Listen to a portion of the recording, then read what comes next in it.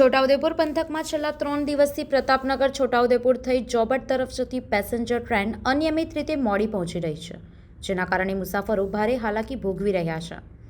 Sankheda Bahadurpur station પર સાંજે 4:45ની train 6 વાગ્યા પછી આવી રહી છે, જ્યારે મધ્યપ્રદેશ તરફથી આવતી ટ્રેન પર નિર્ધારિત સમય કરતાં મોડે પહોંચી રહી છે.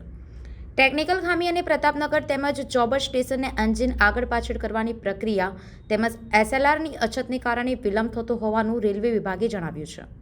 ટ્રેન મોડે પડતા નોકરિયાત વર્ગ, ધંધાદારી લોકો, વિદ્યાર્થીઓ અને ખેડૂતોને સીધી અસર પડી રહી છે. સસ્તું અને સલામત પ્રવાસ માટે ટ્રેન પર નિર્ભર રહેલા મુસાફરો હવે અટવાઈ રહ્યા છે. પ્રજાએ ટ્રેન સમયસર દોડે તેવી માંગ ઉઠાવી છે. સંવાદદાતા સાથે અભિપ્રાય ન્યૂઝ, વડોદરા.